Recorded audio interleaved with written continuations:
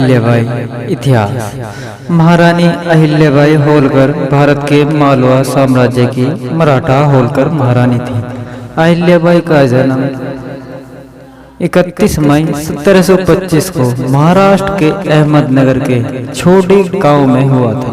उनके पिता मंकोजी राव शिंदे अपने गांव के पाटिल या प्रधान थे और उनका देहांत 13 अगस्त 1795 को हुआ था। अहिल्याबाई किसी बड़े भारी राज्य की रानी नहीं थी। उनका कार्यक्षेत्र अपेक्षाकृत सीमित था। फिर भी उन्होंने जो कुछ किया उससे आश्चर्य होता है।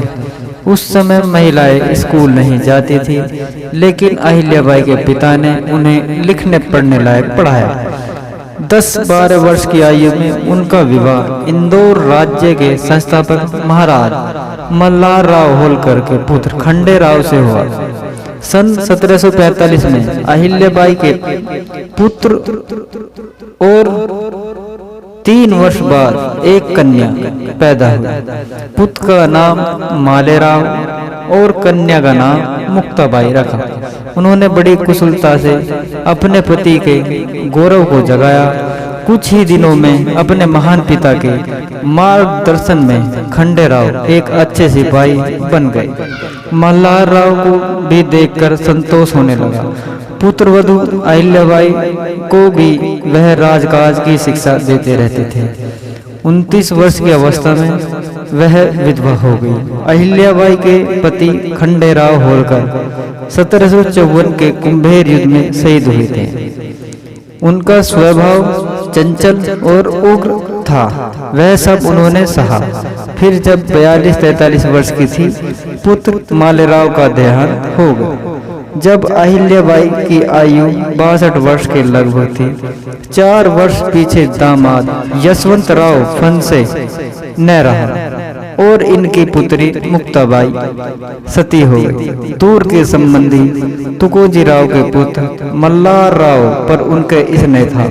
वह सोचती थी कि आगे चलकर यही शासन व्यवस्था, न्याय और प्रजा रंजन की डोर संभालेगा, पर वह अंत तक उन्हें दुखी देता रहा। वह हमेशा से ही अपने साम्राज्य को मुस्लिम आक्रमणकारियों से बचाने की कोशिश करती रही, बल्कि युद्ध के दौरान वह खुद अपनी सेना में शामिल होकर युद्ध करती थी। उन्होंने तुकोजी राव होलकर को अपनी सेना के सेनापति के रूप में नियुक्त किया था। रानी अहिल्याबाई ने अपने साम्राज्य महेश्वर और इंदौर में काफी मंदिरों का निर्माण भी किया।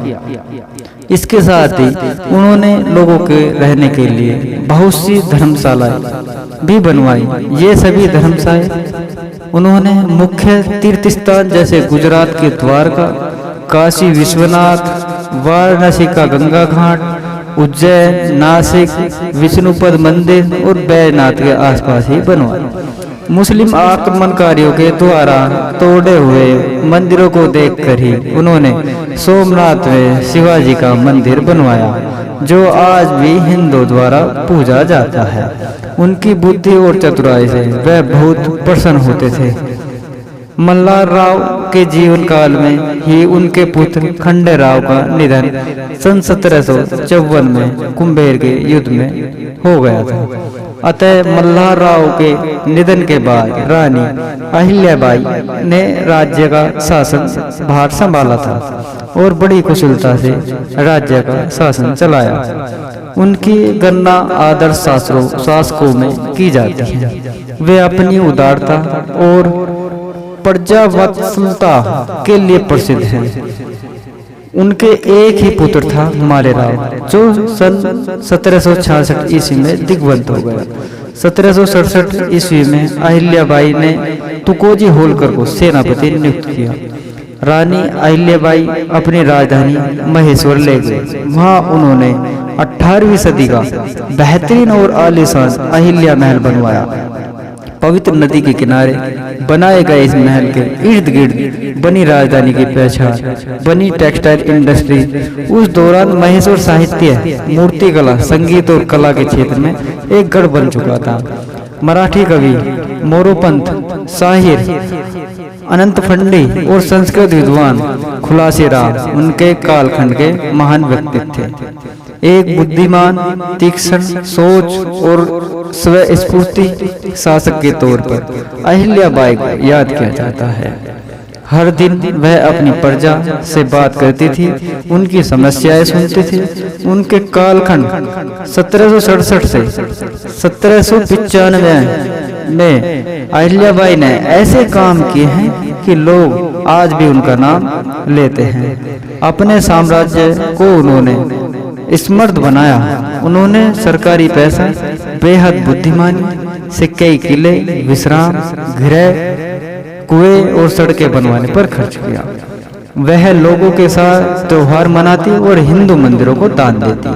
अहिल्याबाई का मानना था कि धन, प्रजा व ईश्वर की दी हुई वह धरोहर स्वरूप निधि है, जिसकी मैं मालिक नहीं बल्कि उसके प्रजा हित में ही उपयोग की जिम्मेदारी संरक्षक हूँ। उत्तराधिकारी न होने की स्थिति में अहिल्याबाई ने प्रजा को दत्तक लेने का वह स्वाभिमान पूर्वक जीने का अधिकार दिया। प्रजा के सुख दुख की जानकारी वे स्वयं प्रत्यक्ष रूप से प्रजा से मिलकर लेती तथा न्यायपूर्वक निर्णय देती थी। उनके राज्य में जाति भेद को कोई मान्यता नहीं थी। वह सारी प्रजा को समान रूप से आदर की हकदार थी। इसका असर यह था कि अनेक बार लोग निजामशाही व पेशवाशाही शासन छोड़कर उनके राज्य में आकर बसने की इच्छा स्वयं इनके व्यक्त किया करते थे।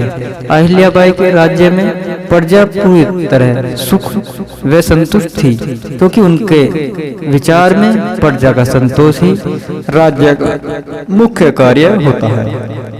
लोक माता अहिल्याबाई का मानना था कि प्रजा का पालन संतान की तरह करना ही राजधर्म है। अहिल्याबाई किसी बड़े भारी राज्य की रानी नहीं थी, बल्कि एक छोटे से भूभाग पर उनका राज्य कायम था और उनका कार्य क्षेत्र अपेक्षाकृत सीमित था। इसके बावजूद जन कल्याण के लिए उन्होंने जो कुछ किया वह आश्चर्यचकित करने वाला है। वह चिर स्मरणीय है। राज्य की सत्ता पर बैठने के पूर्व ही उन्होंने अपने पति, पुत्र सहित अपने सभी परिजनों को खो दिया था। इसके बाद भी प्रजा हितार्थ किए गए उनके जन कल्याण के कार्य प्रशंसनीय है। उन्होंने 1777 में विश्व प्रसिद्ध काशी विश्वनाथ मंदिर का निर्माण कराया। शिव की भक्त अहिल्याबाई का सारा जीवन वैराग्य, कर्तव्य पालन और परामर्श की साधना का बन गया। मुस्लिम आक्रमण के द्वारा तोड़े गए मंदिरों को देखकर ही उन्होंने सोमनाथ में शिव का मंदिर बनवाया, जो शिव भक्तों के द्वारा आज भी पूजा जाता है। शिव पूजन के बिना मुंह में पानी की एक बूंद भी नहीं जाने देती थी। सारा राज्य उन्होंने शंकर को अर्पित कर रखा था और आप उनकी सेविका बनकर शासन चलाती थी। शिव के प्रति उनके समर्पण भाव का पता इस बात से चलता है कि अहिल्याबाई राजा ज्ञाओ पर हस्ताक्षर करते समय अपना नाम नहीं लिखती थी, बल्कि पत्र के नीचे केवल श्री शंकर लिख देती थी। उनके रुपयों पर शिवलिंग और विलप पत्र का चित्र और पैसों पर नंदी का चित्र अंकित है। कहा जाता है कि तब से लेकर भारतीय स्वराज की प्राप्ति तक अनेक उनके बाद में जितने नरेश इंदौर के सिंहासन पर आए, सबकी राजाज्ञाएं तब तक कि श्री शंकर का नाम से जारी नहीं होती, तब तक वह राजाज्ञा नहीं मानी जाती थी और उस पर अमल भी नहीं होता था। उन्होंने स्त्रियों की सेना बनाई, लेकिन वे यह बात अच्छी तरह जानती थी कि पेशवा के आगे उनकी सेना कमजोर थी। इसलिए उन्होंने पेशवा को यह समाचार भेजा कि यदि वह स्त्री सेना से जीत हासिल भी कर लेंगे तो उनकी कीर्ति और यश में कोई बढ़ोतरी नहीं होगी। दुनिया यही कही कि स्त्रियों की सेना से ही तो जीते हैं, और अगर आप स्त्रियों की सेना से हार गए तो कितनी जग हंसाई होगी, आप इसका अंदाजा भी नहीं लगा सकते। अहिल्याबाई की यह बुद्धिमानी काम कर गई और पेशवा ने आक्रमण करने का विचार बदल दिया। इसके बाद महारानी पर दत्तक पुत्र लेने का भी दबाव बढ़ने लगा, लेकिन उन्होंने इसे स्वीकार नहीं किया क्योंकि वे प्रजा को ही अपना सब कुछ मानते थे।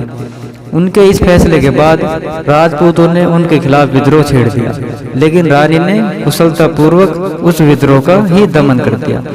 अपनी कुशाग्र बुद्धि से का प्रयोग करते हुए रानी अहिल्याबाई होलकर ने मालवा के खजाने को फिर से भर दिया। अहिल्याबाई होलकर का योगदान।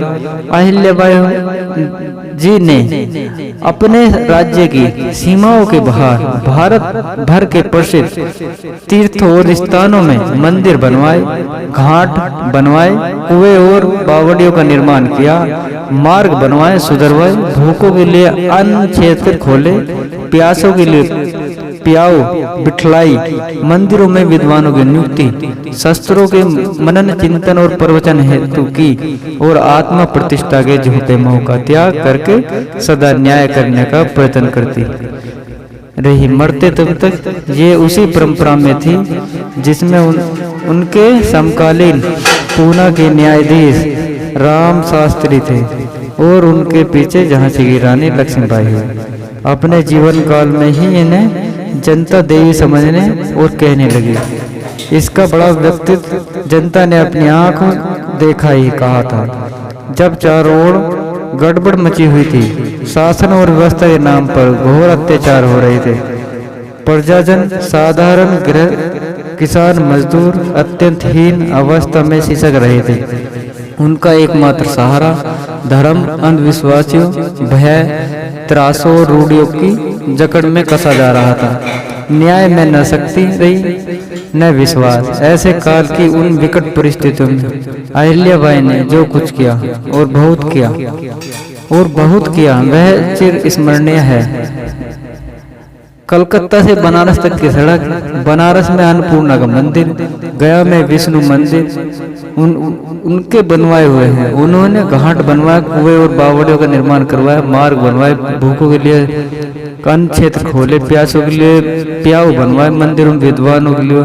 इसके अलावा काशी, गया, सोमनाथ, अयोध्या, मथुरा, हरिद्वार, द्वारिका, बद्रीनारायण, रामेश्वर, जगन्नाथपुरी इत्यादि प्रसिद्ध तीर्थ स्थानों पर मंदिर बनवाए और धर्मशाला खुलवाए।